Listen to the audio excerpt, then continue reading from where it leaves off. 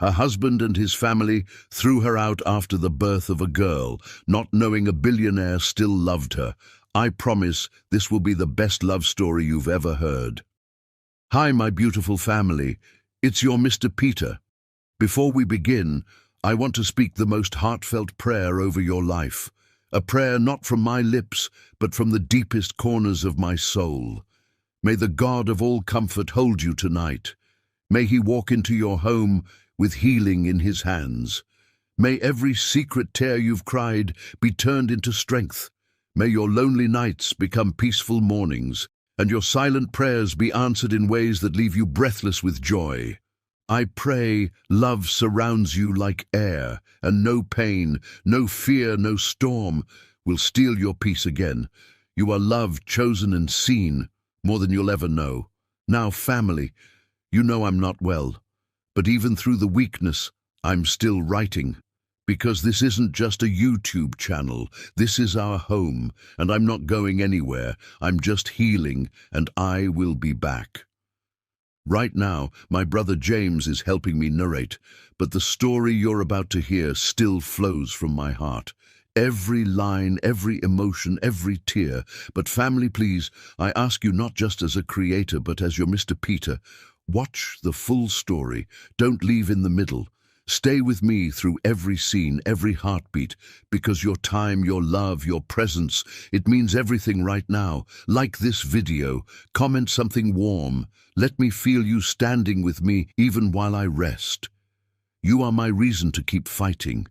And I promise, when I return, I'll come back stronger with even greater stories made from love and light. So now, take a breath. Let your heart open. Let James speak for me. And let the story begin with all my love. 3 years ago, the October rain hammered against the hospital windows as Rima Rosalinda Washington Morrison pushed through the final contraction, her body trembling with exhaustion after 8 hours of difficult labor. The fluorescent lights buzzed overhead, casting harsh shadows across her sweat-dampened face. In the delivery room's sterile brightness, she could hear the muffled voices of Tommy's family arguing in the hallway, their raised voices penetrating even the thick walls. "Just breathe, baby," Tommy whispered, but his voice carried the familiar slur that meant he'd been drinking before coming to the hospital. His hand was clammy against hers, and she could smell whiskey beneath the sharp scent of hospital disinfectant. When Dr. Martinez finally placed the squirming newborn baby girl on Rima's chest, time stopped. Sage Rosalinda was tiny, dark hair still slick from birth, skin the rich golden brown that blended both parents, with a strong cry that announced her arrival to the entire maternity ward. "She's perfect," Rima breathed, tears streaming down her cheeks as she touched her daughter's impossibly small fingers. Tommy stared down at his daughter, and for a moment Rima saw something soft cross his features. But then the door burst open, and Marlo Tay Morrison swept in like a winter storm, her platinum hair styled despite the late hour. Behind her came Keanu, Tommy's younger brother, his expression carefully neutral as always. "Well," Marlo's voice was crisp as autumn air. "What is it?" "It's a girl, Mama," Tommy said quietly. "Sage Rosalinda." The silence that followed felt endless. Marlo's ice-blue eyes studied the baby, and Rima watched her future mother-in-law's face shift from expectation to something harder to define. A girl. The words fell flat. "And she certainly takes after her mother's side, doesn't she?" Rima's arms tightened protectively around Sage. The comment seemed innocent enough, but the undertone was unmistakable. "She's lovely," Rima said firmly. Marlo's gaze moved between mother and child with cool assessment. "Well, I suppose children often surprise us with how they turn out." The nurse, a kind-faced black woman named Janet, stepped between them with professional authority. "Visiting hours are over. Mom and baby need rest." But Rima had caught the look that passed between Marlo and Keanu, a silent communication that made her blood chill. She'd seen that look before, during the engagement party when they discovered her family wasn't wealthy, during the wedding planning when they'd tried to minimize her family's involvement, during every family dinner where they'd made subtle comments about her background. 3 days later, Rima was finally released from the clinic. The October air remained crisp as Tommy drove them home to the small house they'd rented on Elm Street, the same house where Marlo had her own key and strong opinions about everything from Rima's cooking to her choice of baby clothes. Rima was still recovering, still adjusting to the overwhelming reality of motherhood, when she noticed Tommy's behavior shifting. He'd promised to take paternity leave, but started leaving for urgent meetings that lasted hours and seemed to require liquid courage. Marlo's visits became daily occurrences, each one more critical than the last. "The baby cries constantly," Marlo observed during one of her inspections. "And this house is chaotic. When I had my boys, everything was organized within days." "I just gave birth 3 weeks ago," Rima said through gritted teeth, bouncing a fussy Sage while trying to sort laundry one-handed. "That's hardly an excuse for disorder." The breaking point came on a gray October morning when Sage was 2 weeks old. Rima woke to find Marlo in the kitchen, holding Tommy's work shirt up to the light. "Smell this," Marlo commanded, shoving the fabric toward Tommy, who sat hunched over black coffee with bloodshot eyes. Rima caught the artificial scent immediately, cheap perfume that definitely wasn't hers. "I found this in your truck," Marlo continued, producing a silver earring Rima had never seen. "Along with this." "That's not mine," Rima said immediately, but her words fell into a silence thick with accusation. Tommy's eyes, already clouded with alcohol and exhaustion, fixed on his wife with something that might have been hatred. "You've been cheating on me." "Tommy, no. I've been here with the baby. I haven't been anywhere." "Liar." His fist slammed against the kitchen table, making the coffee cups jump. "My mama found the evidence. You think I'm stupid?" Sage started crying from her bassinet in the living room, and Rima's milk began to let down, soaking through her nightgown. The humiliation of it, standing there in stained pajamas, leaking and exhausted, while her husband and his mother orchestrated her destruction, nearly broke her. "I need to feed her," Rima said, moving toward the living room. "Don't you walk away from me," Tommy's voice cracked like a whip. "I know what you are. I know what my mama warned me about your kind." The words hit like a physical blow. Rima turned slowly, Sage's cries cutting through her heart. "My kind?" "Gold-digging whores," Marlo supplied helpfully. "I told Tommy from the beginning. Your people always want something they haven't earned." Rima felt something fundamental break inside her chest. These people she'd tried so hard to please, whose approval she'd chased for 2 years of marriage, had never seen her as anything but a threat to their narrow world. "Get out," Tommy said, his voice deadly quiet. "Get out of my house." "Tommy, please. The baby, she needs—" "I don't want to see either of you again." He pulled a piece of paper from his pocket, something official-looking that Marlo must have prepared. "Sign this, and maybe I won't call the police about your behavior." With shaking hands, Rima read the document. It was filled with legal language she didn't understand, but it seemed to be some kind of separation agreement that waived her rights to support or property. "I'm not signing anything without a lawyer," she said. That's when Tommy grabbed her arm, his fingers digging into the tender flesh near her elbow. "You'll sign it, or I'll tell everyone about your cheating. Who do you think people will believe, me or some lying—" Sage's cries grew more desperate, and Rima's body ached with the need to comfort her daughter. Exhausted, isolated, and terrified, she signed what was clearly something Marlo had printed from the internet. Not real legal paperwork, but intimidating enough to work on an exhausted new mother. She wouldn't discover for 3 years that the document had no legal validity whatsoever. Within the hour, Rima stood on the sidewalk in the October drizzle, holding her 2-week-old daughter and a single diaper bag that contained everything they owned.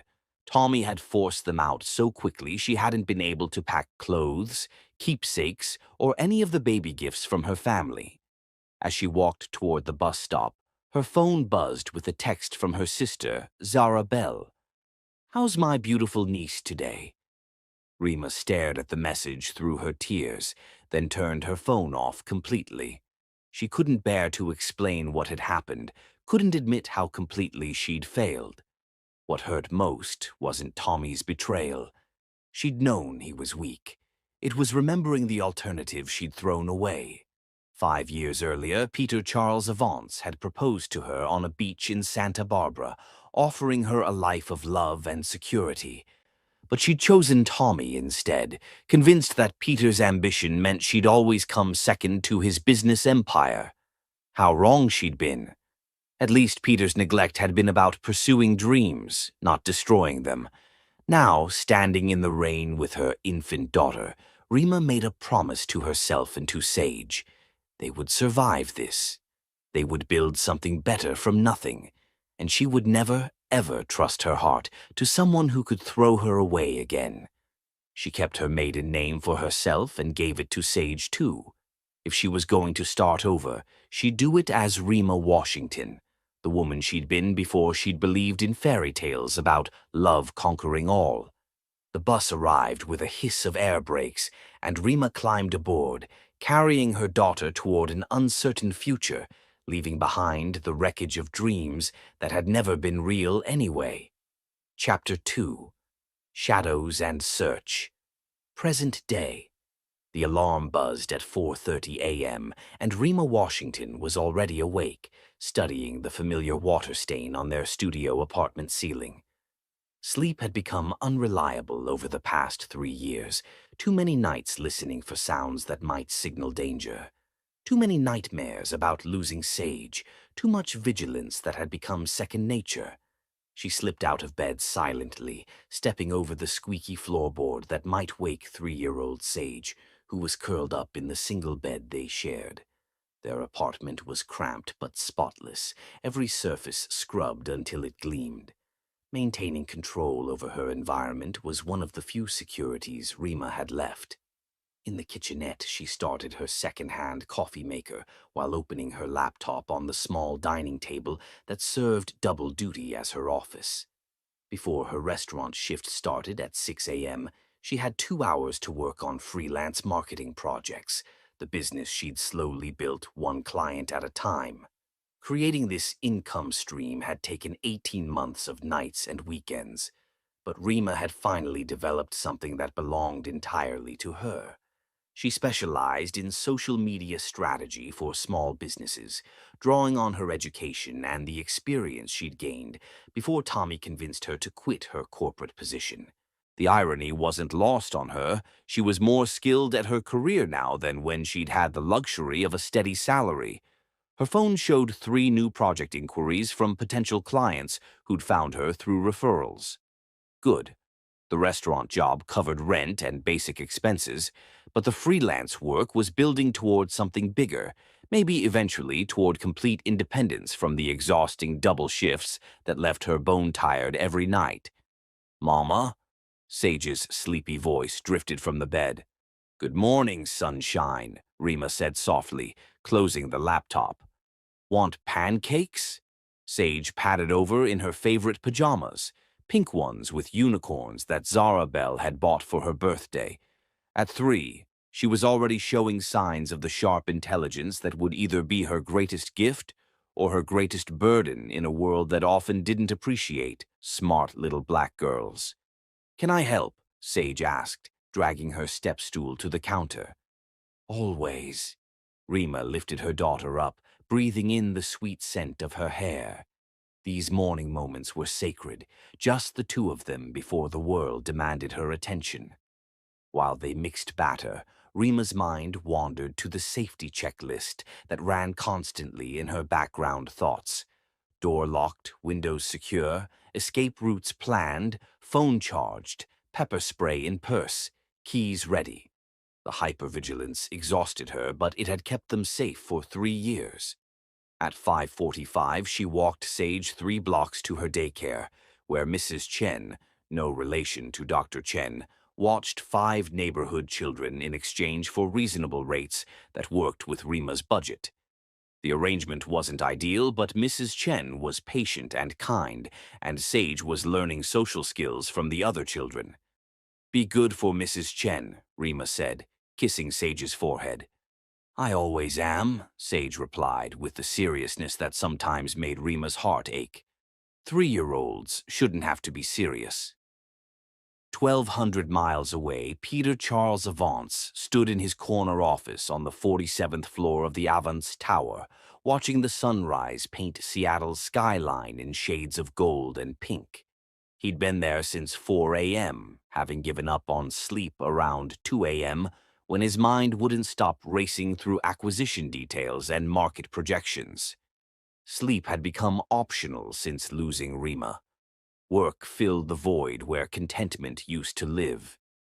His assistant, Phoenix Castill, knocked and entered with coffee and the resignation letter that had been sitting on Peter's desk for a week, the third one this month from yet another employee who couldn't keep up with his relentless pace.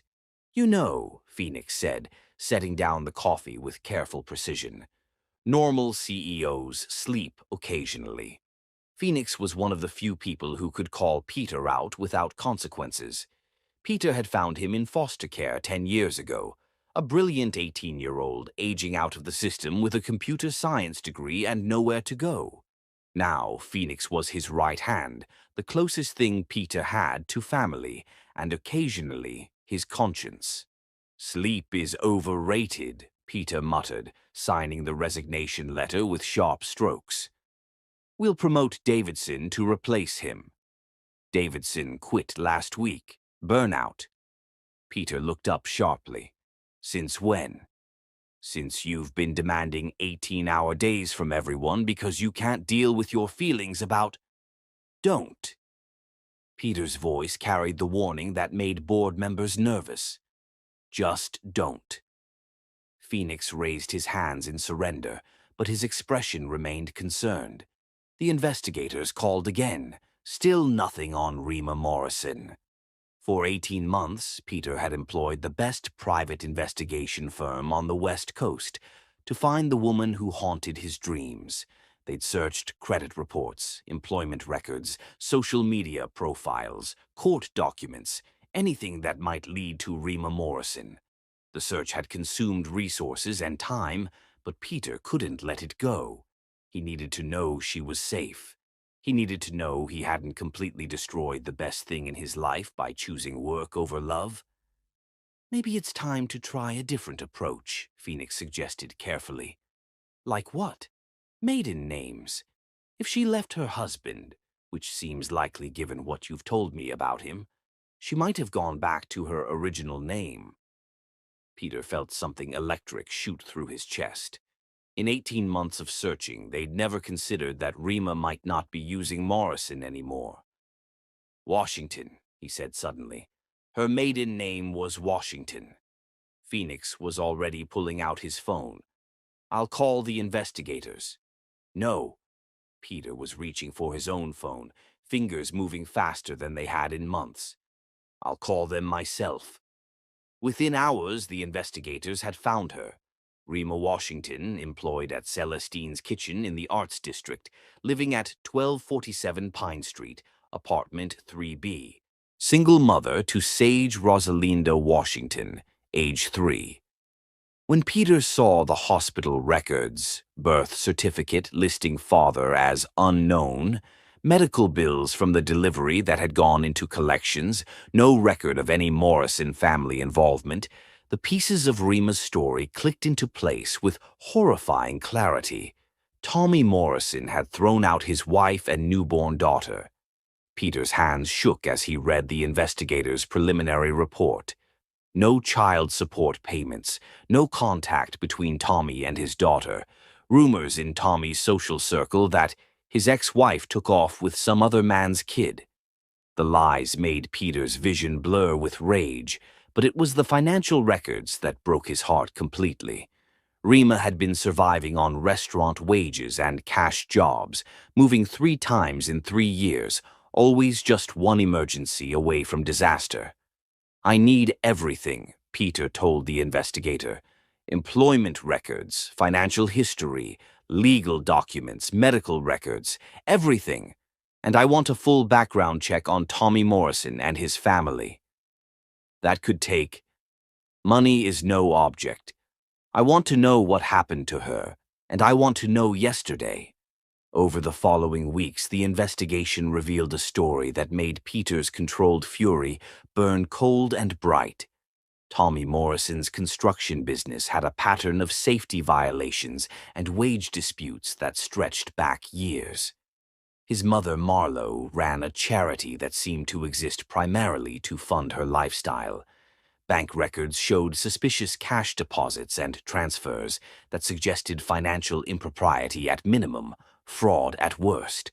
For 8 months, Peter had been building a case that would destroy Tommy Morrison completely. What had started as a search for Rima had evolved into something larger when Peter discovered the scope of Tommy's crimes against workers and the community.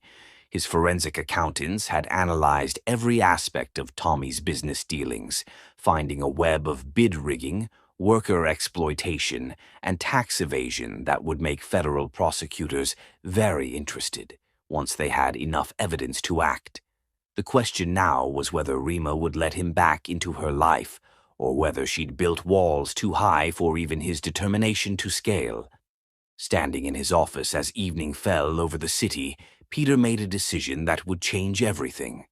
Tomorrow he would walk into Celestine's kitchen and face the woman he'd never stopped loving. He only hoped she wouldn't run.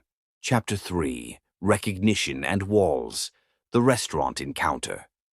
The lunch rush at Celestine's kitchen was winding down when Peter Charles Avance stepped through the front door. He'd been observing the restaurant for 3 days, learning Rima's schedule, and waiting for the right moment to approach her when she wasn't overwhelmed with customers. Rima was refilling the coffee station, her back to the entrance, when she heard the bell chime that announced another customer. The familiar sound should have been routine. She'd heard it hundreds of times that day, but something made her turn around. Time seemed to slow. Standing in the doorway, scanning the small restaurant with those steel-gray eyes she remembered from 1,000 Dreams, was Peter. He looked older, more refined in his tailored charcoal suit, but she would have recognized the determined set of his jaw and the way he carried himself anywhere in the world. The coffee pot trembled in Rima's suddenly unsteady hands. She managed to set it down without dropping it, but the metallic clink against the warming plate seemed to echo through the dining room. Every head in the restaurant turned toward the sound, but Rima barely noticed. Her heart was racing so hard against her ribs that she felt dizzy. Peter's eyes found hers across the dining room, and she watched recognition dawn on his face like sunrise. For a moment that felt like eternity, they simply stared at each other while the world continued spinning around them. Then panic hit her like a physical blow. "He can't see me like this." Rima was acutely aware of her appearance. The yellow Celestine's kitchen polo shirt that had seen better days, the black pants that were starting to fade from too many washings, the comfortable shoes that prioritized standing for 8 hours over style. Her hair was pulled back in a practical ponytail, and she wasn't wearing makeup because cosmetics were a luxury she couldn't afford. This wasn't how she'd imagined seeing Peter again, in the rare moments when she'd allowed herself to imagine it at all. In her fantasies, she was successful and polished, proving that choosing Tommy over him hadn't destroyed her life. The reality was that she was a single mother working double shifts just to keep her daughter fed and sheltered. "I've got it, Mija," said Rosa, the elderly cook who'd become something like a mother figure to Rima. She appeared with a mop and dustpan, her kind eyes concerned as she took in Rima's pale face. "Take a breath." But Rima couldn't breathe.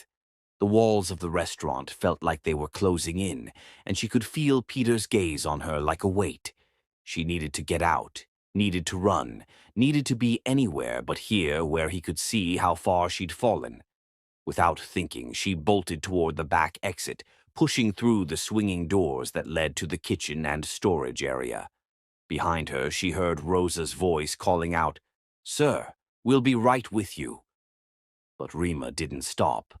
The alley behind Celestine's kitchen smelled like garbage and disappointment. Rima pressed her back against the brick wall, trying to calm her racing heart and quiet the voice in her head that whispered, "He can't know, he can't see, he can't find out about Sage." She'd built a life on invisibility, on staying beneath notice, on making sure that Tommy and his family could never track her down. Peter's presence threatened all of that safety. Rima. Her name on his lips was like a prayer and a question all at once. She hadn't heard him approach, but Peter was standing at the mouth of the alley, his expression careful and concerned. "Don't." The word came out sharper than she'd intended. "Just don't." Peter stopped walking, but he didn't leave. "I know this is unexpected." "Unexpected?" Rima's voice cracked on a laugh that held no humor. "You think this is unexpected? Peter, I haven't seen you in almost 4 years. I thought I'd never see you again." "I looked for you," he said quietly. "For 18 months I looked for you." The admission hit her like a slap. "Well, you found me. Congratulations. You can see I'm doing just fine." She gestured to her uniform, to the alley, to the entire disaster of her circumstances. Peter's eyes were careful, cataloging details, the weight she'd lost, the exhaustion that had become as much a part of her as breathing, the defensive way she held herself like she was preparing for another blow. "Rima, I need you to know." "No." She held up a hand to stop him. "You don't get to do this. You don't get to show up after all this time and act like we can just pick up where we left off. I'm not the same person I was in college, Peter. I'm not the woman you proposed to." "I can see that." His voice was gentle in a way that made her throat tight with unshed tears. "You're stronger." The unexpected kindness in his words almost broke her resolve. She'd spent 3 years being told by the world that she was less than, that she was broken, that she was lucky to have whatever scraps of life she could manage to gather. Having Peter, successful, powerful Peter, look at her with respect instead of pity was almost more than she could handle.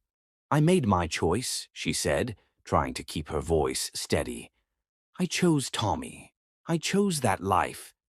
This is the consequence." "You chose wrong," Peter said, and there was steel beneath the gentleness now. "But that doesn't mean you deserved what happened to you." Rima's breath caught. "What do you know about what happened to me?" Peter's jaw tightened almost imperceptibly. "I know enough." The implications of his words sent ice through her veins. If Peter knew about Tommy, about the abandonment, about Sage. "How much do you know?" "Enough to understand that Tommy Morrison is a piece of garbage who threw away the most precious thing he'll ever have in his life." Hearing Peter say Tommy's name out loud made Rima flinch. For 3 years, she'd tried to pretend that part of her life had never happened, that Sage had been immaculately conceived, and they'd always been just the two of them. Having Peter acknowledge the ugliness of her marriage made it real again. "I have to go," she said, pushing off the wall and heading for the back door of the restaurant. "Rima, wait." "No." She spun to face him, and this time she let him see some of the fire that had kept her alive through the worst 3 years of her life. "I don't know why you're here or what you want, but I can't do this. I can't be your charity case or your guilt project or whatever this is." "That's not what this is." "Then what is it?" she demanded. "Because from where I'm standing it looks like the successful billionaire swooping in to save the poor, struggling single mother." "Well, I don't need saving, Peter. I've been saving myself just fine." The mention of being a single mother hung in the air between them like a confession. Peter's expression shifted, and she realized he was trying to calculate Sage's age, trying to determine if she'd been pregnant when they'd known each other. "I have a daughter," she said, deciding to confront it head-on. "She's 3. She's Tommy's." The lie came easily because it was simpler than the truth, that genetics were complicated and Sage could have been anyone's child. Peter nodded slowly. "What's her name?" "Sage." The word was both an offering and a warning. "That's beautiful." There was something wistful in his expression that made Rima's chest ache. "She's lucky to have you as her mother." The unexpected kindness was her undoing. Tears she'd been holding back for minutes, for hours, for years, threatened to spill over. "I really have to go," she whispered. This time, Peter didn't try to stop her, but as she reached for the door handle, his voice followed her. "I was wrong to put work before you. I won't make that mistake again." Rima froze with her hand on the door. When she turned back, Peter was pulling a business card from his jacket pocket. He approached slowly, like she was a frightened animal he didn't want to startle, and placed the card on the ground between them along with a $50 bill. "For the excellent service," he said quietly, "and I hope you'll call me when you're ready to talk." Then he was gone, leaving Rima alone in the alley with a business card and the knowledge that her carefully constructed life of invisibility had just shattered like glass on a restaurant floor. She stood there for several minutes, her hand still on the door handle, trying to process what had just happened. The $50 would cover groceries for a week, but accepting it felt like accepting charity from someone who had already seen too much of her failures. When she finally went back inside, Rosa was cleaning up spilled coffee grounds with quiet efficiency. The older woman had worked at Celestine's for 15 years and had a maternal instinct for troubled young women. "You okay, Mija?" Rosa asked, her voice gentle with concern. "I don't know," Rima admitted, tucking Peter's business card into her apron pocket. "I honestly don't know." Rosa studied her with knowing eyes. "Old boyfriend. Something like that.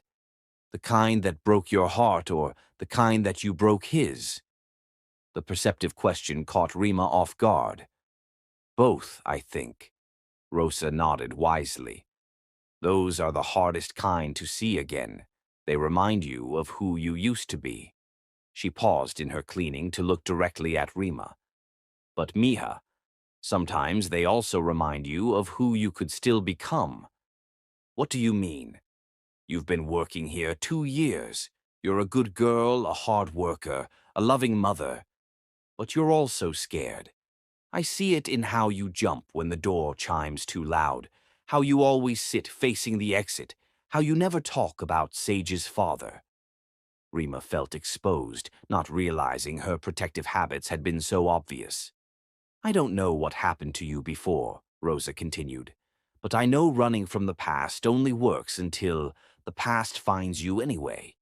When it does, you get to choose. Keep running or stand still and see what happens." The advice was simple but profound. For 2 years, Rosa had been quietly watching over Rima, covering her tables when she needed to take phone calls from Sage's daycare, bringing extra food from home when money was tight, never asking questions but always offering support. "He left $50, Rima said, pulling out the bill. $50 for 1 cup of coffee?" Rosa whistled low. "Either he's showing off or he feels guilty about something. Maybe both. What are you going to do?" Rima looked at the business card in her hand, then at Rosa's kind, weathered face. "I don't know yet. But thank you for watching out for me all this time." Rosa smiled. "That's what family does, Mija. And family doesn't always share blood." Chapter 4. Breaking Point. The Crisis.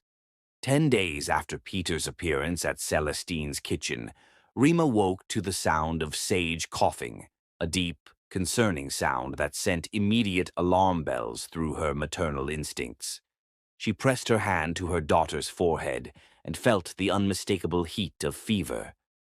"Mama," Sage whimpered, her usually bright eyes dull and unfocused. "My chest hurts." Rima's heart clenched. She'd been dreading this moment for 3 years, the inevitable childhood illness that would force her to choose between missing work and leaving Sage alone. But as she listened to her daughter's labored breathing, she realized this wasn't a choice at all. Sage had been fighting what seemed like a simple cold for several days, but overnight it had clearly developed into something more serious. Her breathing was shallow and rapid, and when Rima lifted her shirt to check, she could see the slight pulling around her ribs that indicated respiratory distress. "We're going to see a doctor, baby," she said, trying to keep the panic out of her voice as she gathered clothes and essentials into a bag. The emergency room at General Medical Center was exactly as Rima remembered from Sage's birth: overcrowded, understaffed, and operating on a triage system that didn't favor people without insurance. She'd filled out the paperwork with shaking hands, knowing that every minute of treatment would add to a bill she couldn't afford. But watching Sage struggle to breathe made financial concerns secondary. After 3 hours in the waiting room, they were finally seen by a tired resident who diagnosed pneumonia and prescribed antibiotics that cost more than Rima made in 2 days. The pharmacy downstairs wouldn't accept her payment plan request, so she paid with the emergency credit card she'd sworn never to use, the one with the crushing interest rate that would turn a $100 prescription into a months-long financial nightmare. "She needs rest, plenty of fluids, and someone to monitor her breathing," the doctor said, already moving toward his next patient. "Bring her back if the fever doesn't break in 48 hours. Back in their studio apartment, Rima set up what she privately called crisis mode. Every pillow and blanket arranged to keep Sage comfortable, water and juice within reach, thermometer and medicine on the nightstand. She called Celestine's kitchen to explain she couldn't work her next 3 shifts, knowing that missed shifts meant missed rent money, but unable to leave Sage alone. For the next 72 hours, Rima barely slept. She sponged Sage down when the fever spiked, held her when coughing fits left her exhausted and scared, and counted every labored breath in the dark hours before dawn, when her daughter's temperature seemed to climb, no matter what she did. On the third night, Sage's fever broke 103 degrees. Rima bundled her daughter in a blanket and took a taxi to the emergency room, spending money she didn't have because she was too exhausted to think about bus routes and transfers. "We need to admit her for observation," the attending physician said after listening to Sage's lungs. "Her oxygen saturation is low, and she's showing signs of respiratory distress." "How much will that cost?" Rima asked, though she already knew the answer would be devastating. The intake coordinator quoted a figure that might as well have been $1 million. Rima stared at the papers in her hands, seeing her carefully built life crumble around the edges. Without insurance, even a single night in the hospital would bankrupt them.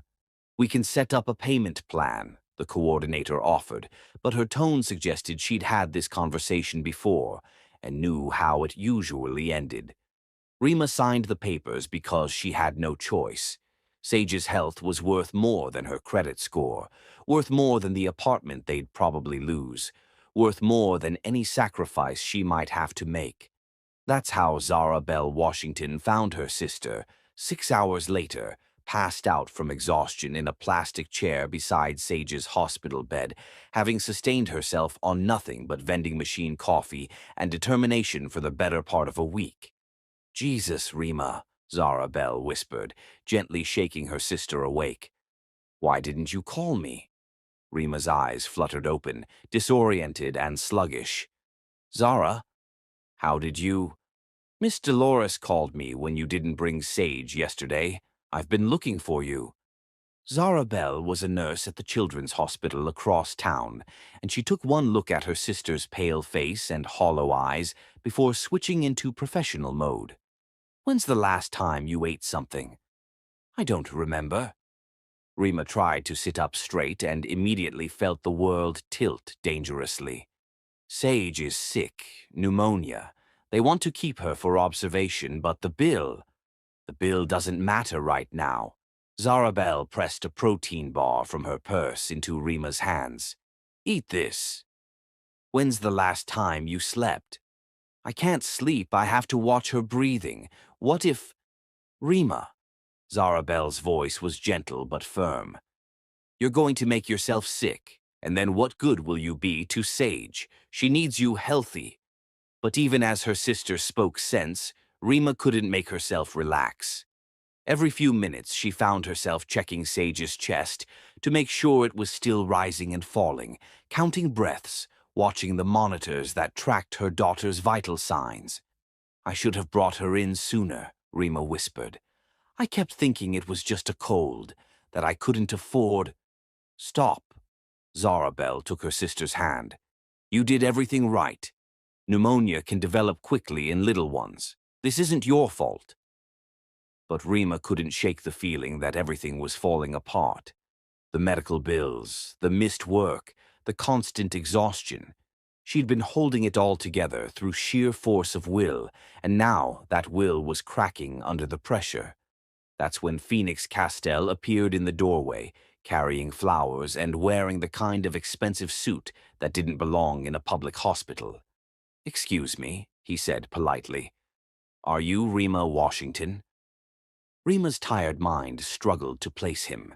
He was young, maybe mid-20s, with kind eyes and an air of professional competence. I'm Phoenix Castell from Metropolitan Community Health Fund, he continued, producing an official-looking ID badge.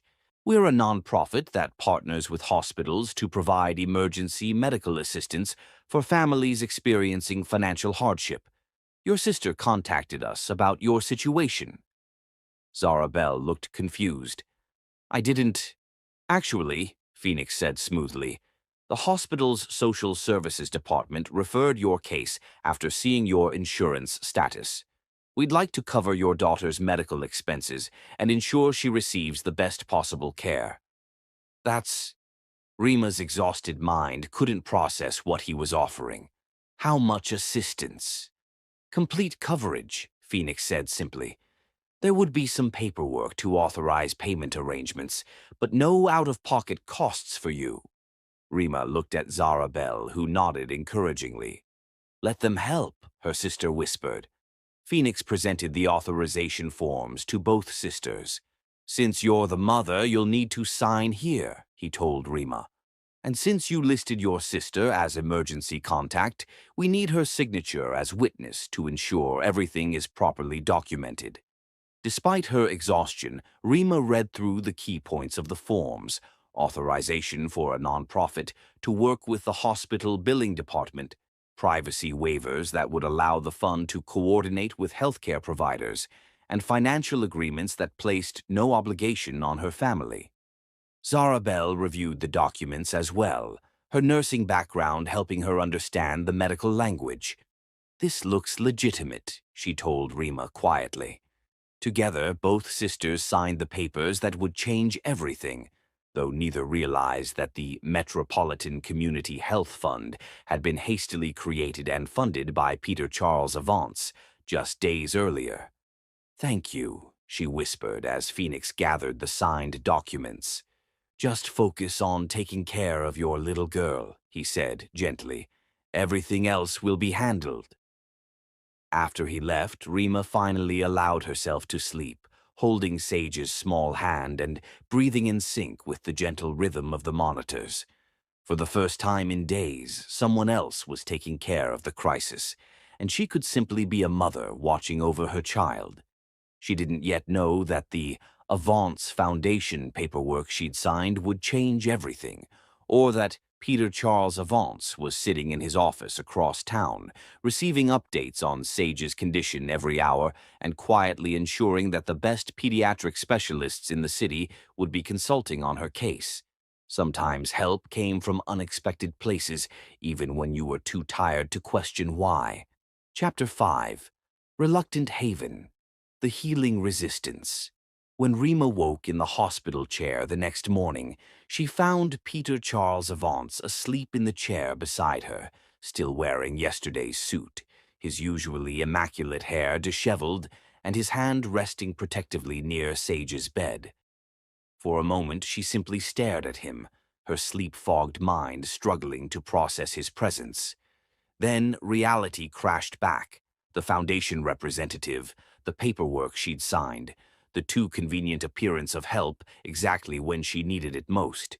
"You," she breathed, the word carrying 3 years of anger and exhaustion. Peter's eyes opened immediately, alert despite having slept in a chair. "How are you feeling?" "How am I?" Rima's voice caught between fury and disbelief. "How long have you been here?" "About 6 hours." Peter straightened in the chair, wincing slightly as his back protested the awkward sleeping position. "I wanted to make sure she was okay." Rima looked at her daughter, whose breathing had finally settled into a natural rhythm, the oxygen mask removed and her fever broken. Relief flooded through her before anger could take its place.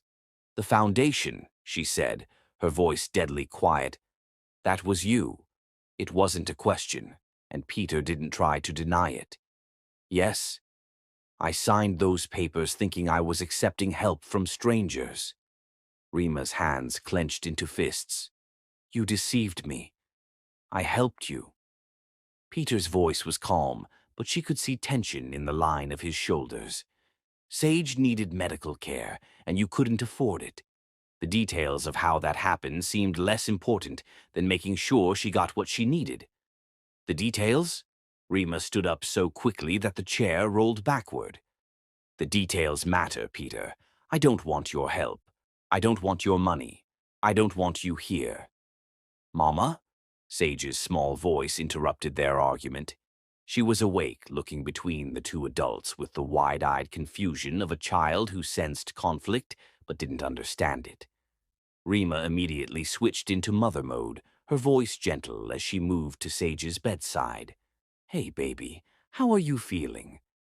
"Better," Sage said, though her voice was still hoarse from coughing. Her eyes drifted to Peter with curious interest. "Who's that man?" Rima felt Peter's presence like heat behind her, but she focused on her daughter. "He's someone Mama used to know." "I'm Peter," he said quietly, not moving closer but making his voice soft and non-threatening. "I'm glad you're feeling better." Sage studied him with the frank assessment that only 3-year-olds could manage. "You look sad." The observation was so unexpected and accurate that Rima felt something shift in her chest. She glanced back at Peter and saw that Sage was right. Beneath his composed exterior, there was a deep sadness that she'd missed in her own anger. "Sometimes grown-ups look sad," Sage continued with matter-of-fact wisdom. "Mama looks sad sometimes, too." The simple truth of it hung in the air between them. Rima realized that her daughter had been watching her more closely than she'd thought, seeing through the brave face she tried to maintain. "We should go," Rima said, reaching for the hospital bag she'd packed. "You're feeling better, and we don't need to stay here anymore." "Actually," Peter said carefully, "the doctor wants to keep her for one more day of observation, just to be safe." Rima turned to face him fully. "How do you know what the doctor wants?" "Because I've been talking to her medical team. The pediatric pulmonologist wants to make sure her lung function is completely stable before discharge." "You have no right." "I have every right to care about your welfare." Peter's composure cracked slightly, showing the emotion beneath. "Both of you." The possessive note in his voice sent warning bells through Rima's system. This was exactly what she'd been afraid of: Peter's money and influence taking control of her life, making decisions about her and Sage without her consent. "No," she said firmly. "You don't get to do this. You don't get to swoop in and take over just because you have money and connections. That's not what I'm doing." "Then what are you doing, Peter?" "Because from where I'm standing, it looks like you're using my daughter's illness to insert yourself into our lives." Peter was quiet for a long moment, his gray eyes studying her face. When he spoke, his voice was careful and measured. I'm trying to take care of the people I love." The admission hung between them like a bridge neither of them was ready to cross. Rima felt her breath catch, but she forced herself to maintain her defensive stance. "You don't love us," she said. "You don't even know us anymore. I know that you've been working double shifts to keep a roof over Sage's head. I know that you've been living paycheck to paycheck, one emergency away from disaster.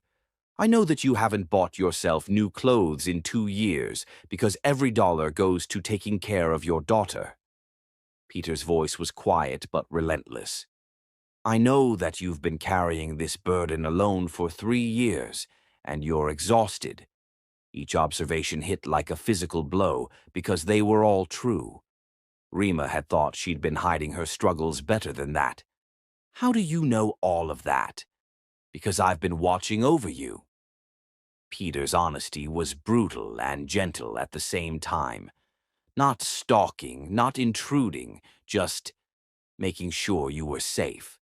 "For how long?" "6 months." Rima sank back into the hospital chair, overwhelmed by the implications. "You've been watching me for 6 months and you're just now making contact?" "I was building a case." "A case for what?" Peter's expression hardened with something that looked like controlled fury. "Against Tommy Morrison and his family. For what they did to you." The mention of Tommy's name made Rima's blood run cold. "What case?" "Peter, what are you talking about?" "Later," he said, glancing meaningfully at Sage, who was listening to their conversation with rapt attention. "We need to focus on getting her healthy first." Rima wanted to argue, wanted to demand answers, but Sage was looking between them with growing anxiety, and the last thing she wanted was to upset her daughter while she was still recovering.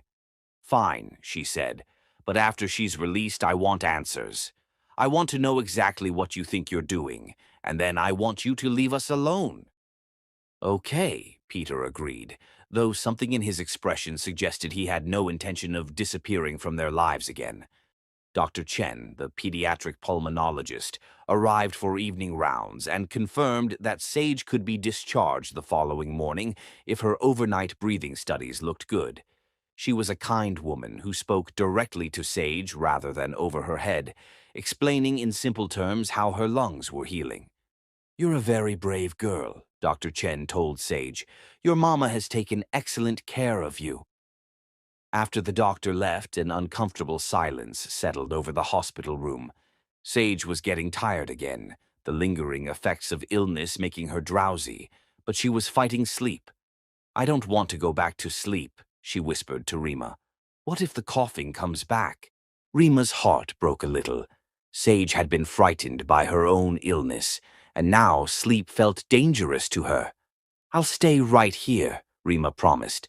"I won't leave your side." "Can the man stay too?" Sage asked unexpectedly. "He has kind hands."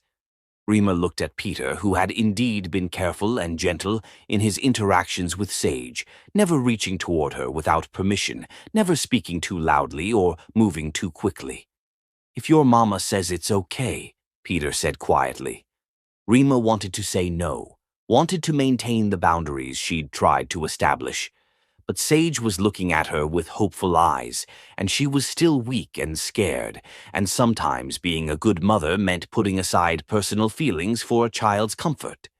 "Okay," she said reluctantly. "He can stay." As Sage finally drifted off to sleep, her small hand holding onto Peter's finger with surprising trust, Rima found herself studying the man she'd once loved. There were new lines around his eyes, a weight to his shoulders that hadn't been there in college, and something in his expression when he looked at Sage that made her chest tight with complicated emotions. Whatever Peter was planning, whatever case he was building against Tommy, it was clear that his feelings for her, and now for Sage, were real. The question was whether that made him more dangerous or less. Chapter 6. Evidence and Confessions. The investigation unfolds. The guest cottage on Peter's estate felt like stepping into another world. Rima had agreed to let him bring them there, only because Sage needed a quiet place to recover, and their studio apartment, with its thin walls and noisy neighbors, wasn't conducive to healing. She'd set strict conditions: separate bedrooms, temporary arrangement only, and she would pay rent with her freelance marketing income. Peter had accepted her terms without argument, though Rima suspected he was humoring her, rather than truly agreeing to treat this as a business arrangement. The cottage itself was beautiful without being ostentatious: exposed wooden beams, comfortable furniture, a kitchen stocked with more food than Rima had seen in one place since before Sage was born. French doors opened onto a garden where Sage could play safely, and the master bedroom had a reading nook perfect for a recovering 3-year-old who needed quiet entertainment. It had been 3 days since they'd left the hospital, and Sage was steadily improving. Her appetite was returning, her energy levels were slowly climbing, and the frightening cough that had sent them to the emergency room was finally fading. She'd taken to Peter with the easy acceptance of childhood, calling him Peter and showing him her books and drawings with increasing confidence. Rima was less adaptable. Every kindness from Peter felt like a debt she couldn't repay. Every comfort in the cottage reminded her of how precarious her normal life was. Every moment of security made her more anxious about the inevitable return to reality. She was working on her laptop in the cottage's living room, catching up on social media campaigns while Sage napped, when Peter knocked on the front door. He'd been giving them space since they'd arrived, checking in each morning and evening, but otherwise respecting the boundaries she'd established. "Come in," she called, not looking up from her screen.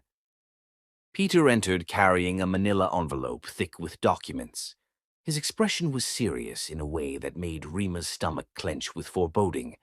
"We need to talk," he said. "Sage is sleeping." "This is about Tommy." Rima saved her work and closed the laptop, bracing herself for whatever revelation Peter had been withholding. "What about him?"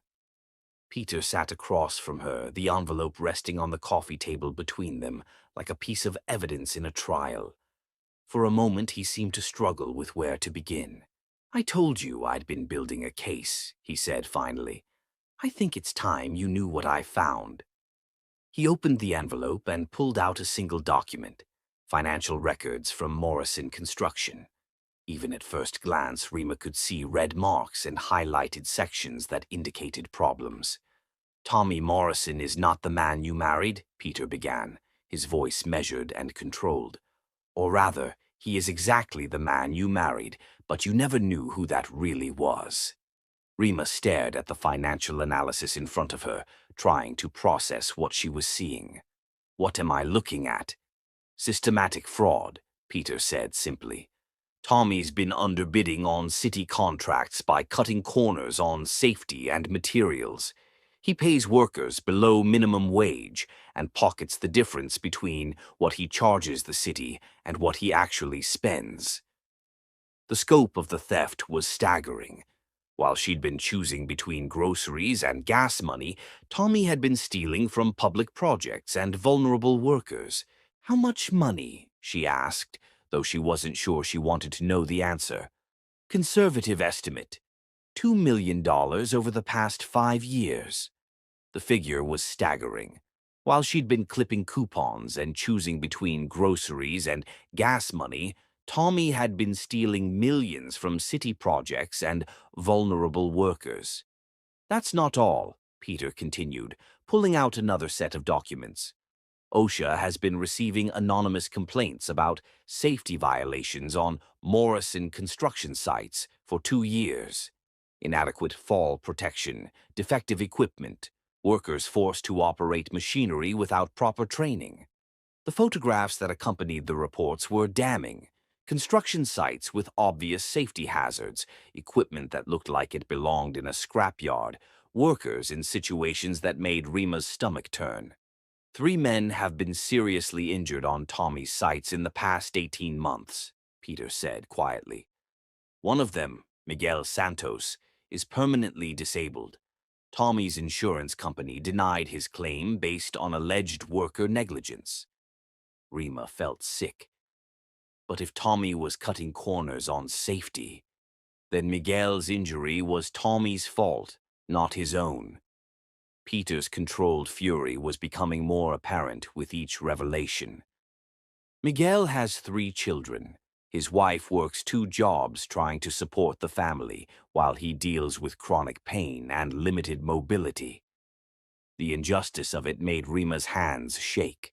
While she'd been struggling to survive Tommy's abandonment, other families had been suffering because of his greed and negligence. "There's more," Peter said, and his voice carried a note of warning that made Rima brace herself. The next document was a tax analysis of Marlo Morrison's Hands Helping Hearts charity organization. What Rima saw made her understanding of Tommy's family shift into sharper, uglier focus. "Your former mother-in-law has been running a fake charity for 6 years, Peter explained. They collect donations for disadvantaged children and community development. But 90% of the money goes to administrative costs, which means Marlo's salary, travel expenses, and personal purchases. The paper trail was extensive. Marlo had used charity funds to pay for luxury vacations, high-end clothing, jewelry, and even home renovations.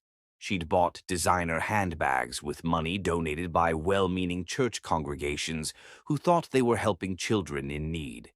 She's stolen approximately $400,000 from people who were trying to do good in their community," Peter said. "And she's been claiming tax deductions for charitable work while living off the donations." Rima felt something cold and hard settle in her chest. "They destroyed me for being poor while they were literally stealing from poor people." Yes, the simple confirmation hit harder than a longer explanation would have.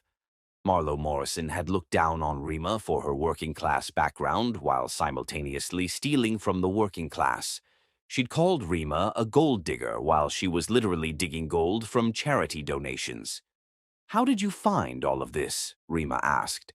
"Forensic accountants, private investigators, and public records research," Peter replied. "Most of this information was hiding in plain sight once we knew where to look. Tommy and his family got careless because they thought they were untouchable." Peter pulled out another document, bank records showing unusual cash deposits and transfers between Tommy's business account and his mother's charity. "They've been laundering money through the charity," he explained. "Tommy funnels excess profits from his fraudulent contracts to Marlo. She runs it through Hands Helping Hearts as fake donations, then transfers it back to him as consulting fees for construction projects that never happen." The complexity of the fraud was stunning. This wasn't opportunistic crime. It was a sophisticated operation that had been running for years. "But here's the thing that makes me angriest," Peter said, and for the first time his professional composure cracked slightly. "They had all of this money, millions of dollars from fraud and theft, and they threw you out in the rain with a newborn baby because you weren't good enough for them." The emotional weight of that truth hit Rima like a physical blow. She'd spent 3 years believing that she'd been abandoned because she was inadequate somehow, not wealthy enough, not white enough, not worthy enough. But the reality was that Tommy's family had been criminals who'd destroyed her life not because she was lacking, but because they were monsters. "There's something else," Peter said gently, "something only you can help us prove." He showed her Derek's statement about the night they threw her out, how Tommy and Marlo had planned the whole thing, how the evidence had been planted, how they'd laughed about it afterward. "Derek's testimony is powerful, but prosecutors will want corroboration," Peter explained. "They'll want evidence that you were systematically abused and manipulated. Your testimony about their behavior patterns, their methods of control, their history of manipulation. That's crucial evidence that only you can provide." Rima stared at the documents spread across the coffee table. Years of fraud, theft, and deliberate cruelty laid out in official statements and witness accounts. For the first time, she understood that she wasn't just a victim in this story. "You need me to testify," she said. "We need you to help us understand how they operate," Peter corrected. "Your insights into their psychological manipulation tactics, your knowledge of their family dynamics, your ability to identify their patterns. That's not just helpful, it's essential." "What would that mean?" "It means working with federal prosecutors to build the strongest possible case. It means helping other victims understand they're not alone. It means being part of the solution instead of just a casualty of their crimes." For the first time in 3 years, Rima felt something besides exhaustion and determination. She felt the cold, clean burn of righteous anger, and more importantly, she felt powerful. "When do we start?" she asked. Chapter 7. The First Strike. Justice Begins. The first blow against Tommy Morrison came at 6:42 a.m. on a Tuesday morning when OSHA investigators arrived unannounced at his largest construction site on Fifth Avenue. Rima watched the local news coverage from Peter's cottage, Sage playing with blocks at her feet, as reporters described safety inspections following multiple worker complaints filed over the past 6 months. Peter sat beside her on the couch, his laptop open to monitor social media responses and news coverage. This wasn't the coordinated media blitz Rima had expected. It was a single, carefully planned inspection that had drawn attention because of Tommy's confrontational response to the investigators. "How did you arrange this timing?" Rima asked, watching Tommy argue with an OSHA inspector on the morning news. "6 months of documentation," Peter replied, scrolling through real-time social media posts about the inspection. "The investigation was triggered by legitimate safety complaints from workers. We just made sure those complaints were properly documented and reached the right people at the right time." On screen, Tommy appeared outside his construction site, his face red with rage, as he gestured angrily at the OSHA inspector, documenting violations. Even from a distance, Rima could see the familiar signs of his escalating temper. The clenched fists, the aggressive posture, the way he invaded other people's personal space when frustrated. The inspector, a middle-aged woman with 30 years of experience, remained calm while photographing equipment violations and interviewing workers. "Mr. Morrison," a reporter called out, "how do you respond to allegations of safety violations on your sites?"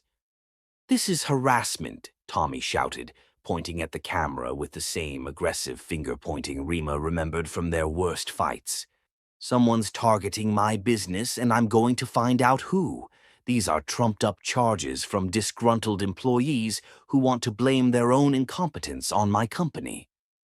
Rima felt a chill of old fear watching him lose control on television. This was the Tommy she remembered from their marriage. Irrational, paranoid, and looking for someone to blame for his own failures. But something in his eyes suggested that beneath the public outburst, his mind was already working on a different level, calculating his next moves even as he performed his injured victim routine for the cameras. "He knows someone's coming for him," she said quietly. "Let him know," Peter replied, though his voice carried less satisfaction than Rima had expected. "Fear makes people make mistakes." But Tommy's paranoia proved more problematic than Peter had anticipated. Rather than the immediate social media outburst they'd expected, Tommy went silent for 3 days, consulting with lawyers, hiring reputation specialists, and carefully crafting his response strategy. When he finally emerged publicly, it was with a calculated counterattack that caught everyone off guard. "We have a problem," Phoenix announced during an emergency meeting in Peter's home office on Friday evening. He'd driven out from the city with urgent updates that couldn't wait for their regular Monday briefing. Rima had joined the meeting despite Peter's initial reluctance to involve her directly in the planning. She'd made it clear that she wouldn't be sidelined in her own story. If they were going after Tommy, she wanted to understand every risk and development. "Tommy's not reacting emotionally like we expected," Phoenix continued, spreading newspaper clippings and printed social media posts across Peter's desk. "He's getting expert help, and it's effective." The evidence was damning. Tommy had hired Kellerman and Associates, one of the city's most expensive reputation management firms, known for rehabilitating politicians and business executives caught in scandals.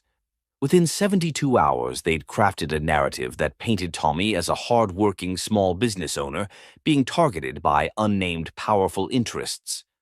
"Look at this," Phoenix said, showing them a professional video Tommy had posted on his company's social media accounts. In it, he appeared calm, reasonable, and dressed in work clothes instead of his usual expensive suits. The message was carefully crafted.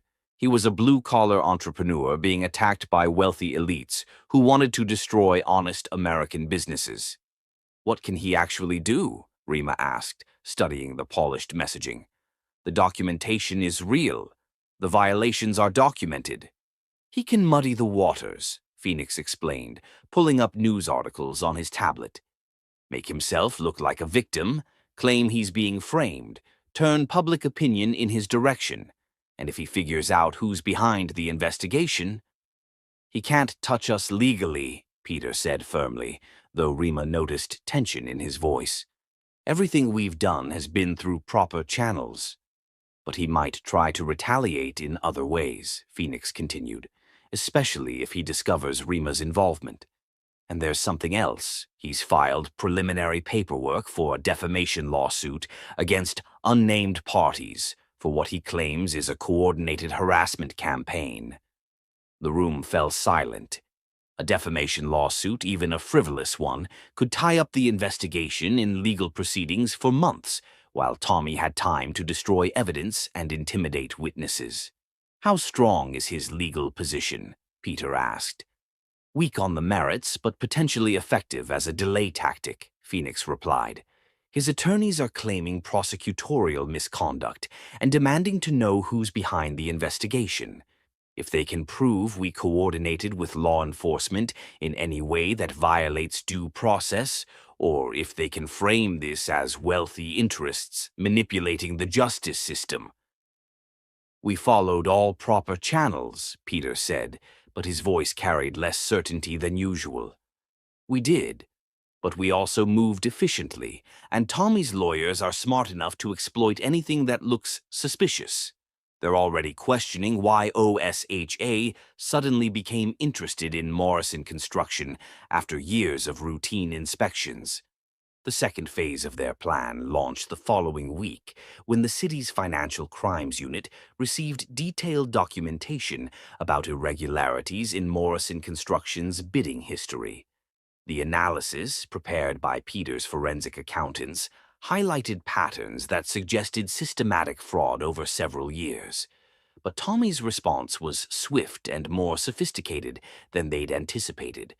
By Thursday morning, Tommy had not only hired a criminal defense attorney, but had also filed an injunction to halt any further investigation, pending resolution of his defamation claims. It was a brilliant legal strategy. Use the civil courts to stop the criminal investigation while building a public narrative of persecution. "This is bad," Phoenix announced during another emergency meeting. Tommy's lawyers filed an injunction claiming the investigation violates his due process rights. They're arguing that unnamed powerful interests are manipulating law enforcement to target him unfairly. Peter stared at the legal documents Phoenix had placed on his desk. For the first time since this began, Rima saw doubt in his eyes. "How long could this delay things?" Peter asked. "Months, potentially. Maybe longer if they can make their harassment claims stick." Rima felt the familiar weight of powerlessness settling over her. "So he wins?" "Not wins," Phoenix said carefully, "but he buys time. Time to destroy evidence, intimidate witnesses, and build his victim narrative. And there's something else that's more concerning." Phoenix pulled out another document, a settlement offer letter. "Miguel Santos is having second thoughts about his lawsuit. Tommy's people approached his family yesterday, not with threats, but with a settlement offer. Enough money to pay for his medical bills, ongoing care, and compensation for lost wages. They're being very smart about this. No intimidation, Just a generous offer to make the problem go away quietly. The room fell silent again. Losing Miguel's testimony would severely weaken their case, and Peter realized his strategic thinking had underestimated Tommy's ability to fight back effectively. "What did Miguel say?" Rima asked. "He hasn't decided yet, but his wife is pushing him to take the money. She's tired of the stress, tired of fighting, and they genuinely need the financial security. From her perspective, taking a settlement that guarantees their family's future makes more sense than gambling on a lengthy legal battle that might not succeed." Peter was quiet for a long moment, his jaw tight with controlled frustration. This was the one scenario he hadn't adequately planned for, Tommy being smart enough to use both the legal system and financial pressure defensively instead of just lashing out emotionally. "There's more," Phoenix continued reluctantly. "Two other injured workers who were ready to testify have also received settlement offers. Tommy's crisis management team is systematically identifying everyone who might speak against him and making it financially attractive for them to stay quiet." "That's obstruction of justice," Rima said. "It's smart legal strategy," Phoenix corrected. "Civil settlements with non-disclosure agreements aren't illegal, even if the timing is suspicious. Tommy's lawyers are being very careful to stay within legal boundaries while effectively neutralizing witnesses." The weight of Tommy's counterattack was becoming clear. He wasn't just fighting the investigation, he was dismantling it piece by piece, using professional legal and public relations strategies. "We need to regroup," Peter said finally, and for the first time since this began, his voice carried uncertainty. "Find another approach." "What if we can't?" Rima asked. "What if he's just better at this game than we thought?" Peter looked at her, and she could see the frustration and doubt he was trying to hide. The man who had built a business empire by controlling every variable was facing an opponent who was proving equally strategic and far more desperate. "Then we adapt," he said, though his voice lacked its usual confidence. "But we don't give up."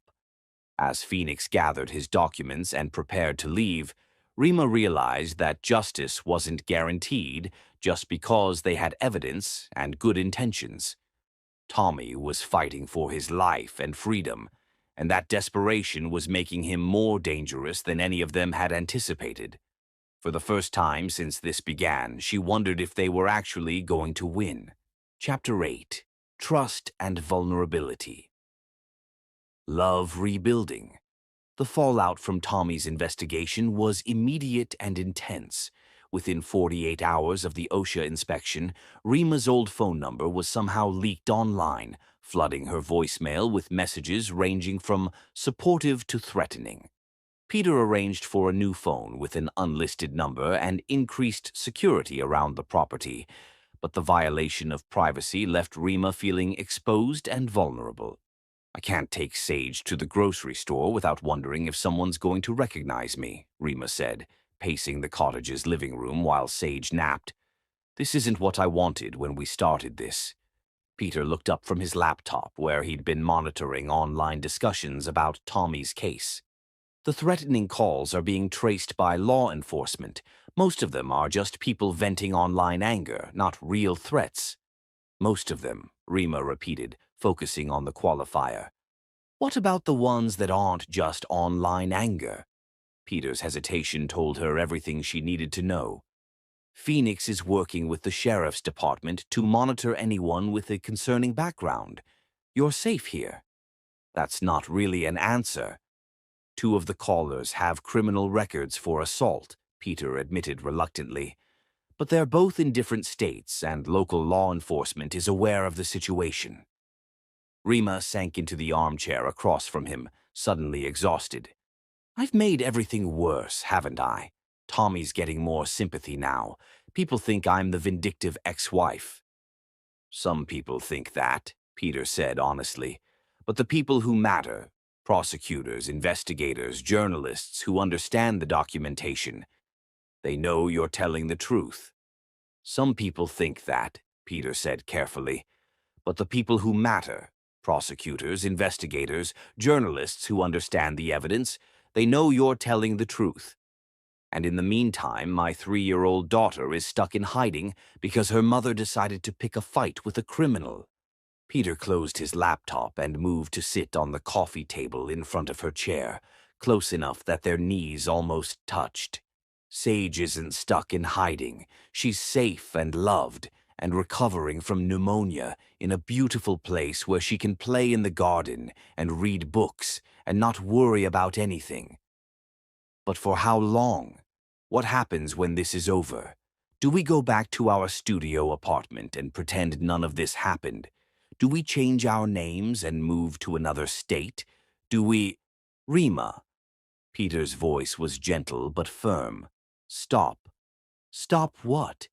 Stop trying to control every possible future outcome. Stop catastrophizing. Stop pushing me away because you're scared. The accuracy of his observation hit like a slap. I'm not pushing you away. Yes, you are. You've been doing it since the day I walked into Celestine's kitchen. Every time we get closer, you find a reason to create distance. Rima wanted to deny it, but the truth was uncomfortable and obvious. She had been pushing him away, setting up barriers, insisting on paying rent, maintaining separate bedrooms, treating their arrangement like a business transaction instead of what it actually was. I don't know how to do this, she admitted quietly. Do what? Trust someone again. Let someone take care of me. Accept help without feeling like I owe something in return. Rima's voice cracked slightly. Tommy convinced me that I was a burden, that I was lucky anyone would want me, that everything good in my life was charity I didn't deserve. Peter's expression darkened with anger, but his voice remained gentle. Tommy was a fool and a liar. Maybe, but those voices are still in my head. When you pay for Sage's medical bills, I hear that I'm a financial burden. When you give us this beautiful place to stay, I hear that I can't provide for my own daughter. When you look at me the way you used to look at me, I hear that it's too good to be true, and you'll leave when you realize what I really am. And what do you think you really are? Rima's throat tightened with unshed tears. Damaged, used up, not worth fighting for. Peter was quiet for a long moment, his gray eyes studying her face with an intensity that made her want to look away. Do you want to know what I see when I look at you? He asked finally. I'm not sure. I see a woman who was thrown away by people who were too stupid to recognize her worth. I see someone who took the worst thing that ever happened to her and used it to become stronger instead of bitter. I see a mother who works 18-hour days to give her daughter a good life, who fights federal investigations to protect other families, who faces down public humiliation rather than let criminals go unpunished. Rima felt tears threatening to spill over. Peter, I see the woman I fell in love with in college, but better, wiser, fiercer, more beautiful because of everything she's survived. Peter reached for her hands, and this time she didn't pull away. And I see someone who's afraid to let herself be happy because happiness feels dangerous after so much pain. The tears came then, silent and unstoppable. Peter moved from the coffee table to sit beside her on the chair, pulling her against his chest while she cried for everything she'd lost, everything she'd endured, and everything she was afraid to hope for. I don't know how to trust this, she whispered against his shoulder. You don't have to trust it all at once, Peter said, his hand stroking her hair. Start small. Trust that I'm going to be here tomorrow. Trust that I won't hurt Sage. Trust that when I say I love you, I mean it without conditions or expectations. What if Tommy wins? What if the investigation falls apart and he comes after us? Then we deal with it together. But Rima, he's not going to win. The evidence is too strong and too many people are watching now. He's done. They sat together in comfortable silence while Rima processed the emotional weight of the conversation. For 3 years, she'd been carrying the burden of survival alone, making every decision based on worst-case scenarios and protective instincts. The idea of sharing that burden with someone else felt foreign and terrifying and wonderful all at once. "Mama?" Sage's sleepy voice drifted from the bedroom. "I'm thirsty." Rima started to get up, but Peter's hand on her arm stopped her. "I'll get it. You rest." "She likes the cups with the straws," Rima said automatically. "And if she's still warm, she might want ice." "Cups with straws, possible ice. Got it." Peter kissed her forehead before standing. "Anything else?" "She might want to hear about the time you found the baby owl in college. She likes animal stories." Peter's smile was soft and genuine. "I can do that."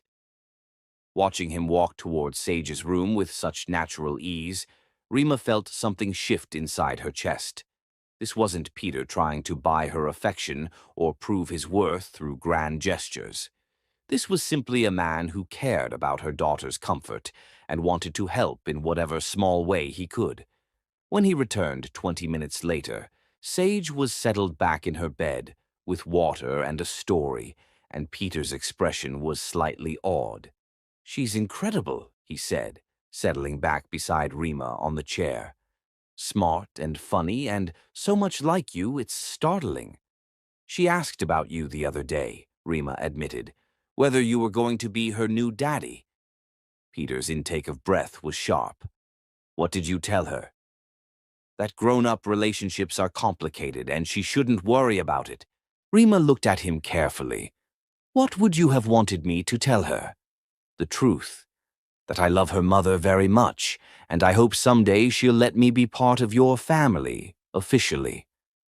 The word officially hung between them like a question and a promise. Rima felt her carefully constructed walls cracking, not from pressure or manipulation, but from the steady warmth of someone who had never stopped believing she was worth loving. "Peter," she said quietly. "Yes?"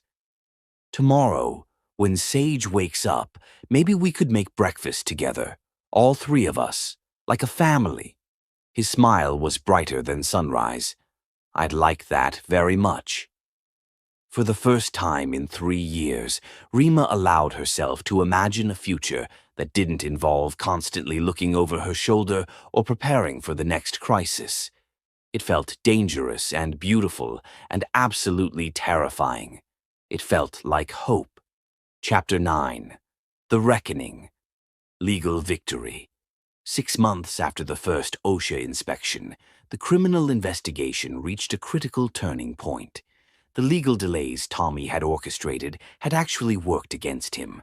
While his lawyers stalled, more witnesses came forward, more evidence surfaced, and federal prosecutors had time to build an airtight case. The injunction Tommy's lawyers had filed was ultimately overturned when prosecutors presented additional evidence that proved their investigation was legitimate and properly conducted. Rima woke to find Peter already dressed and drinking coffee at 5:30 a.m., his phone buzzing with updates from Phoenix and the legal team. "Today's the day," he said, looking up from a text message with grim satisfaction. "Federal prosecutors are filing charges against Morrison Construction. The grand jury voted to indict yesterday." Rima felt her stomach clench with nervous energy. After months of delays and setbacks, she'd almost stopped believing this day would come. "What changed?" she asked, settling beside him at the kitchen table. "Miguel Santos changed his mind about the settlement," Peter replied.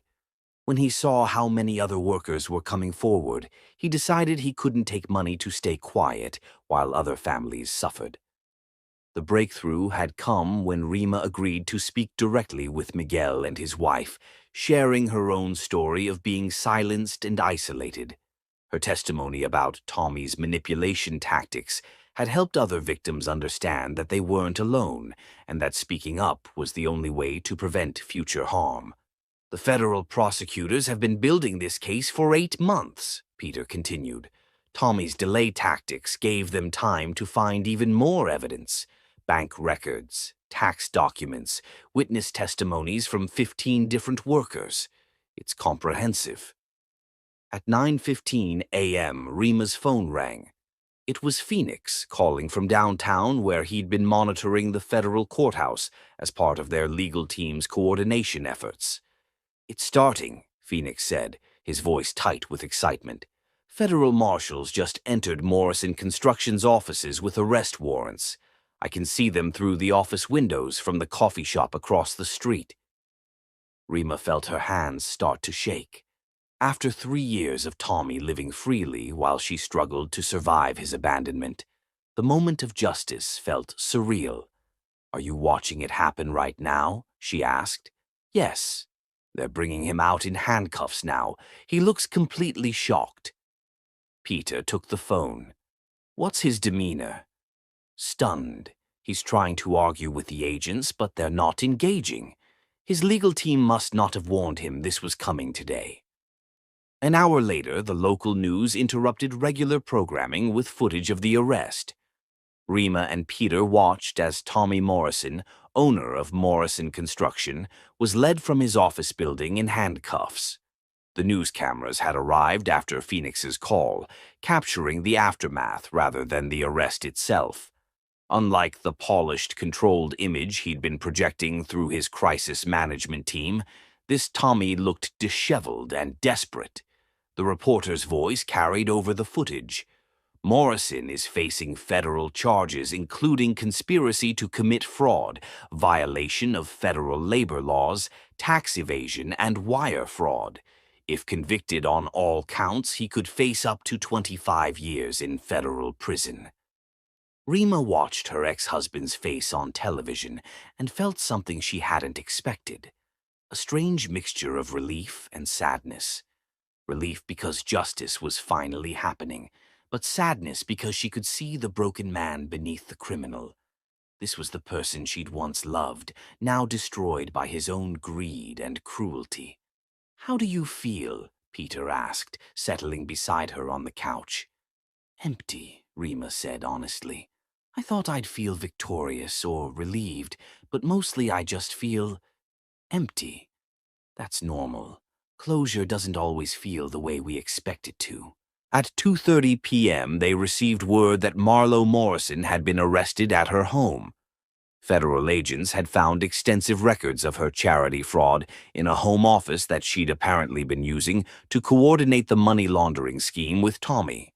Unlike her son, Marlo didn't resist arrest, but her booking photo showed a woman who looked decades older than her actual age. Keanu Morrison, Tommy's brother and business partner, was arrested that evening at his apartment. Phoenix reported that Keanu had been the most genuinely shocked by his arrest, suggesting he'd been a follower rather than a leader in the criminal enterprise. But the arrest that mattered most to Rima happened the next morning. At 10 a.m., Phoenix called with news that Derek Campbell, Tommy's former co-worker who had provided crucial testimony about the planted evidence, was being arrested for perjury after investigators discovered he'd initially lied about certain details to minimize his own involvement in the company's illegal activities. "Wait," Rima said, feeling panic rise in her chest. "Does this hurt our case?" "Actually, it helps," Phoenix explained. "Derek's arrest proved that the investigation is thorough and unbiased. When he was caught in inconsistencies, he told prosecutors the whole truth, including details that made Tommy look even worse. The truth that emerged was darker than anyone had expected. Derek revealed that Tommy hadn't just known about Marlowe's scheme to frame Rima, he had actively participated in planning it. Text messages recovered from Derek's phone showed Tommy discussing how to get rid of the wife and kid problem weeks before Sage was born. "The confirmation is finally coming out," Phoenix reported during an evening briefing. Derek admitted that Tommy told him he wanted out of the marriage, but was too much of a coward to ask for a divorce. Tommy was afraid Rima would get half his assets in a divorce settlement, so he decided to frame her for adultery instead. The admission hit Rima harder than she'd expected. For 3 years, she'd carried the possibility that Tommy had been manipulated, that he genuinely believed his mother's lies. Learning definitively that he'd been a willing participant in her destruction was both validating and heartbreaking. "I'm sorry," Peter said quietly. "I know that's not what you wanted to hear." "Actually, it is," Rima replied, surprising herself. "It means I wasn't wrong about who he really was. My instincts were right. I just ignored them because I wanted to believe in the fairy tale." 3 days after the arrests, Rima found herself in the federal courthouse for Tommy's arraignment. She hadn't planned to attend, but Phoenix had explained that, as a victim of Tommy's documented crimes, she had the right to observe the proceedings. The victim's rights coordinator had helped her complete the necessary paperwork to access the courtroom. Peter offered to come with her, but she wanted to face this moment alone. The courtroom was smaller than she'd expected, with fluorescent lighting that made everyone look pale and tired. When Tommy was brought in wearing an orange jumpsuit, Rima was shocked by how much he'd changed in just 3 days. The confident, aggressive man from the news footage was gone, replaced by someone who looked diminished and frightened. Tommy's eyes scanned the courtroom and landed on Rima sitting in the back row. For a moment, their gazes met across the room that represented the end of one chapter of her life and the beginning of another. She expected to feel anger or fear, but instead she felt nothing but pity for the man who had destroyed so many lives in pursuit of easy money. The arraignment itself was brief and procedural.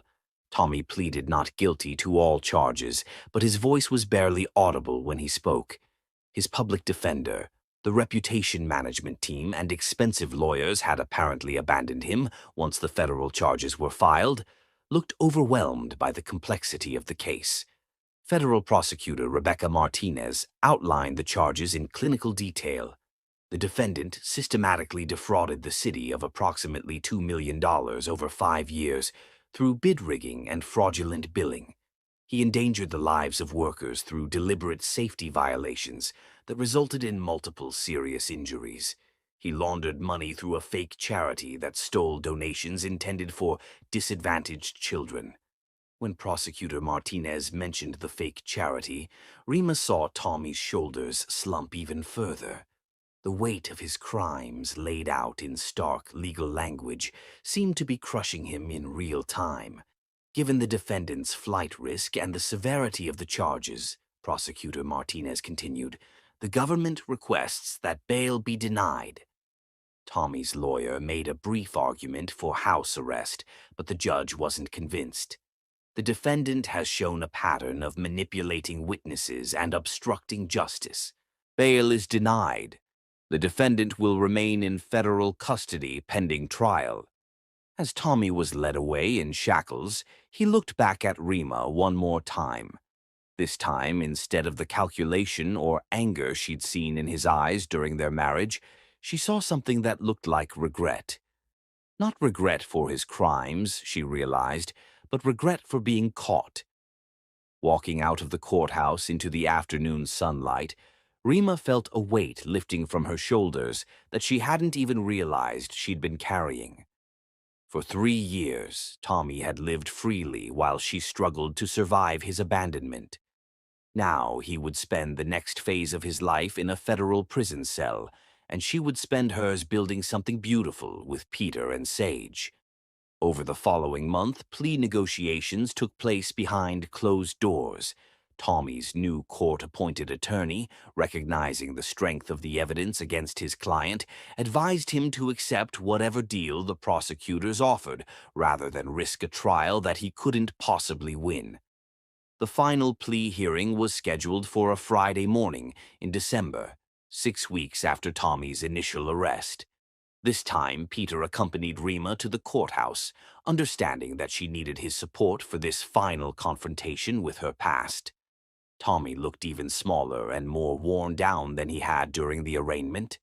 When he stood to address the court, his voice was hoarse and barely audible.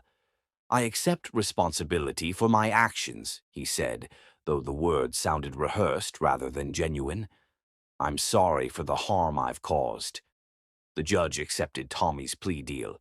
8 years in federal prison plus restitution to all affected workers and families. Marlowe received 3 years for her charity fraud.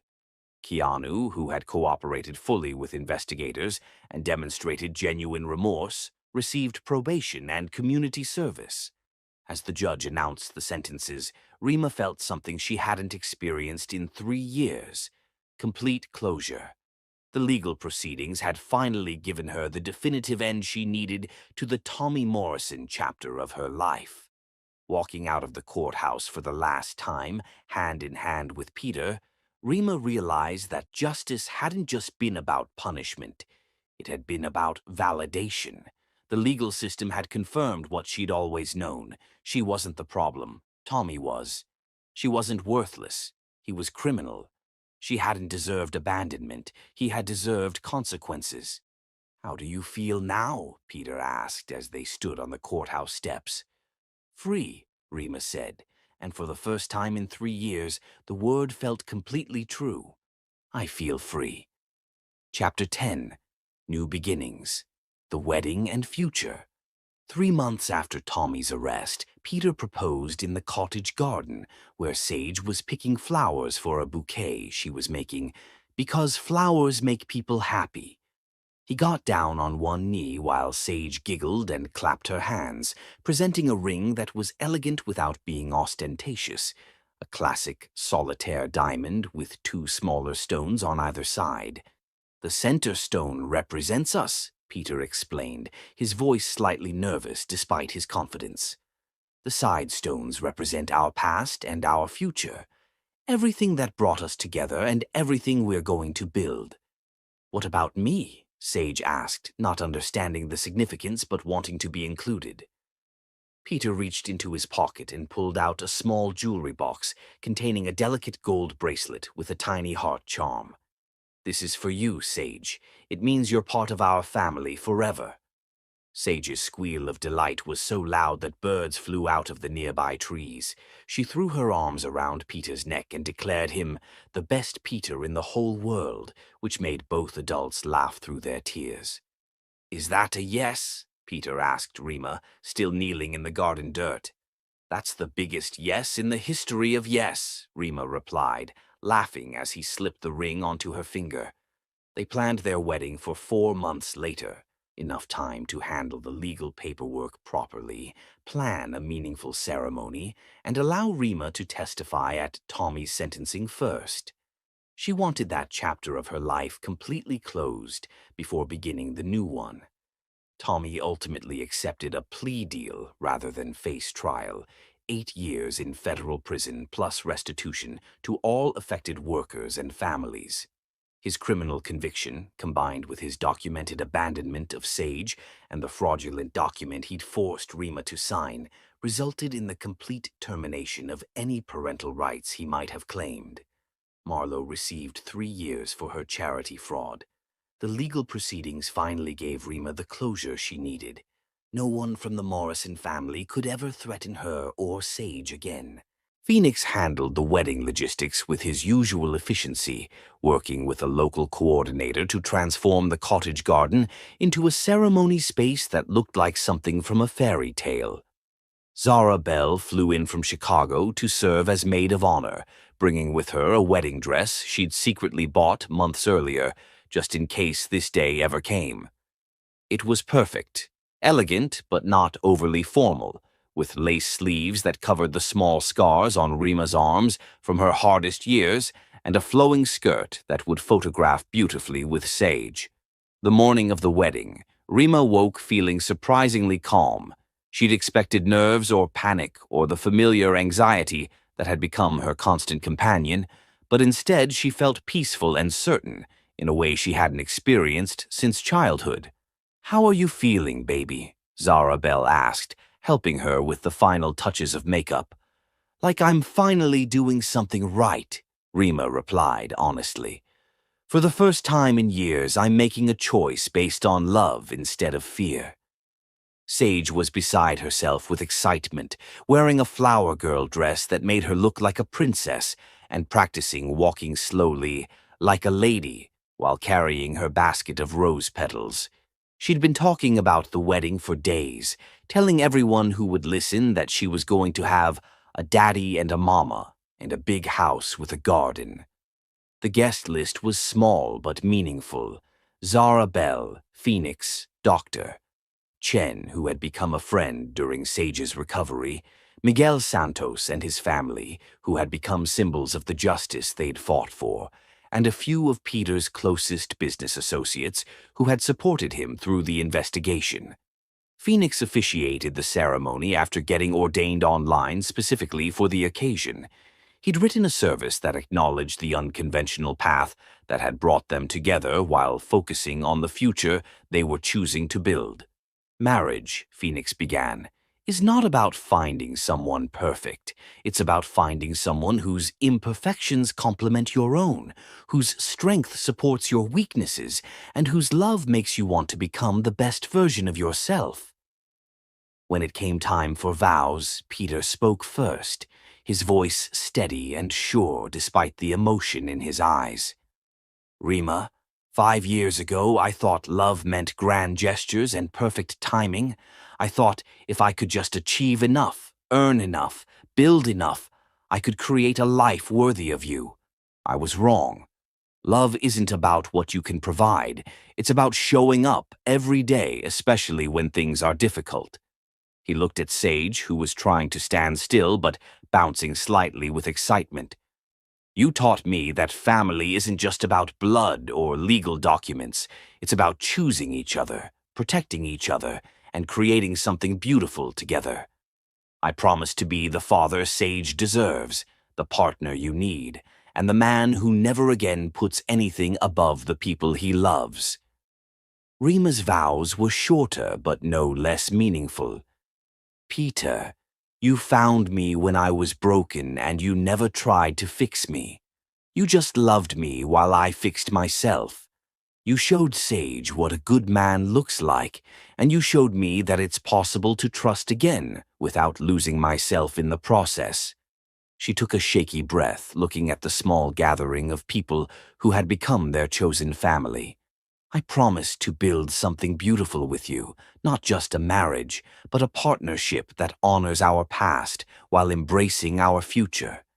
I promise to love you with my whole heart, to trust you with our daughter's happiness, and to never again let fear make decisions for us. When Phoenix pronounced them husband and wife, Sage threw rose petals in the air and shouted, "Hooray!" with such enthusiasm that everyone burst into laughter. Peter's kiss was gentle and reverent, tasting of promises kept and dreams fulfilled. The reception was held in Peter's main house, where the dining room had been transformed with flowers from the garden and pictures chronicling their journey, college photos, pictures of Sage as a baby, recent images of the three of them building snowmen and reading books and becoming a family. During dinner, Miguel Santos stood to offer a toast that brought tears to everyone's eyes. To Rima and Peter, he said, raising his glass, who proved that justice and love are not abstract concepts. They are choices we make every day. Thank you for fighting for people like me and my family. Thank you for showing us that good people still exist in this world. As the evening wound down and guests began to leave, Rima found herself standing in the garden where everything had changed, watching Peter push Sage on the swing set while she giggled with pure joy. "Mrs. Avance," Phoenix said, appearing beside her with a glass of champagne. The name sent a thrill through her. Mrs. Avance, Rima Avance. It sounded like a new beginning, like the woman she was becoming rather than the woman she'd been. "How does it feel?" Phoenix asked. "Surreal," Rima admitted. 6 months ago, I was working double shifts just to keep us afloat. Now I'm married to a billionaire and living in a mansion. But that's not really what changed, is it? Rima looked at him curiously. What do you mean? 6 months ago you were surviving. Now you're living. The mansion and the money are nice, but what really changed is that you're not afraid anymore. He was right. The external circumstances were dramatic, but the internal transformation was what truly mattered. She was no longer the woman who jumped at unexpected sounds or checked locks obsessively or planned escape routes from every room she entered. Peter wants to expand his foundation, Rima said. Create a comprehensive program for single mothers rebuilding their lives after domestic situations. He asked me to develop and run it. Are you going to do it? Yes, Rima said, surprised by how certain she sounded. I want to help other women who are where I was. I want them to know that survival is just the beginning. There's so much more possible if you're brave enough to reach for it. The program would include emergency housing assistance, job training, childcare support, and legal aid. Everything Rima wished she'd had access to during her darkest days. They already had commitments from local hospitals, legal clinics, and educational institutions to provide services. As the last guests departed and the three of them settled into their new life together, Rima reflected on the journey that had brought them to this moment. Tommy Morrison was serving an 8-year federal sentence. Marlowe's charity had been dissolved and its assets distributed to legitimate organizations helping families in need. The construction industry had implemented stronger safety protocols to protect workers.